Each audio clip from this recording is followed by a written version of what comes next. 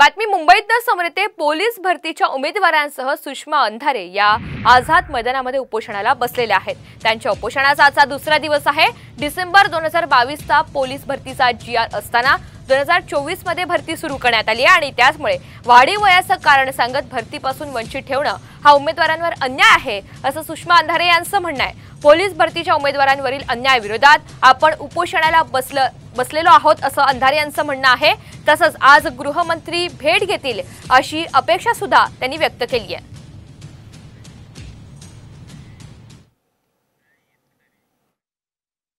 प्रशासनाच्या आणि शासनाच्या हलगर्जीपणामुळे गलथानपणामुळे ही भरती 2024ला होती। पण तुम्ही 24ला भरती करताय आणि मुलांना यजबार करताय। तर यामध्ये राज्यभरातली 2 लाख विद्यार्थी अफेक्टेड होतात। आमची साधी मागणी आहे, तुम्ही आम्हाला काही नोकरी द्या म्हणत नाही आहोत, काही जात धर्माच्या आधारावर काही आम्ही कुठली वाक्य वापरत नाही आहोत। आमचं सरळ साधं म्हणणं आहे की ही सगळी राज्यभरातली आहे। तुम्ही लाडकी बहीण म्हणताय की नाही, भावाला सक्षम करा ना, तो बहिणीची काळजी घे। शंभूराज देसाईंचा निरोप आला होता की डेलिगेशनला, पण मी शंभूराजला भेटून काय करू? पोटात दुखत असेल तर पोटाचाच डॉक्टर शोधू ना। आम्ही कान नाक घसा तज्ञाकडे कशाला जाऊ?